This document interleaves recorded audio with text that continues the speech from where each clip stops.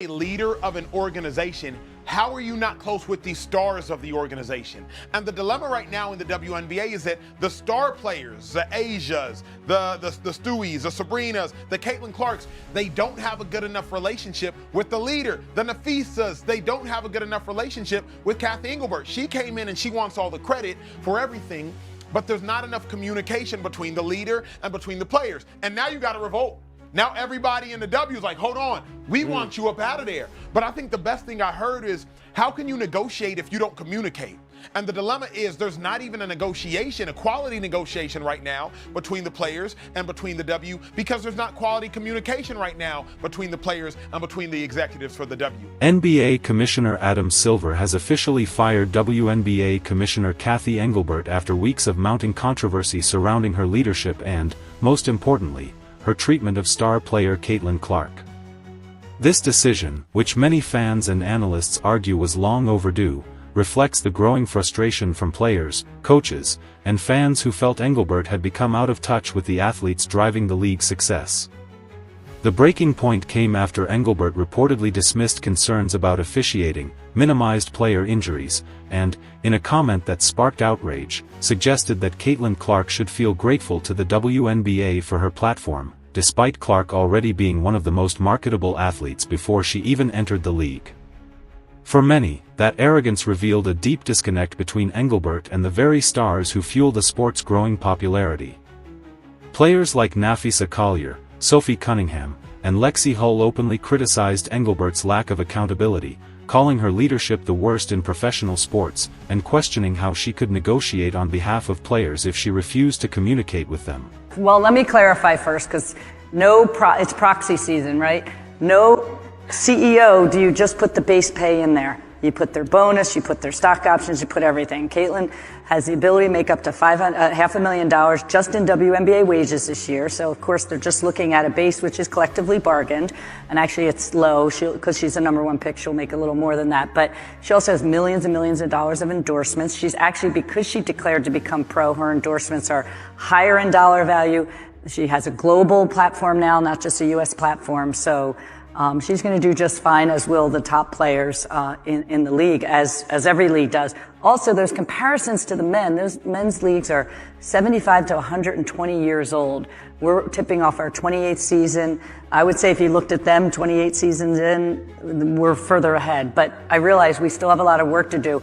And it's all about the ecosystem. Collier's powerful exit interview, where she accused the commissioner of dismissing officiating complaints and belittling players, only added fuel to the fire. Fans, especially those of the Indiana Fever, were already furious over inconsistent refereeing and the league's failure to protect Clark from constant physical play.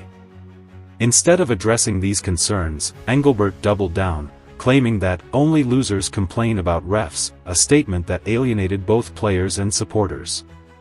Adam Silver's decision to act was as much about saving the WNBA's image as it was about punishing Engelbert.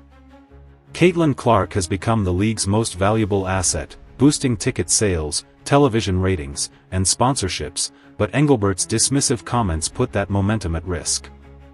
Networks and sponsors, already heavily invested in Clark's star power, reportedly grew nervous as fan discontent reached new heights. You should resign. You need to resign. Period. Reason I say that, doggy, is because when a player, any player, but especially one of that magnitude, attacks you publicly like that, that weak-ass statement Commissioner Engelbert gave is not good enough. And I'm gonna say it, it was a weak-ass statement.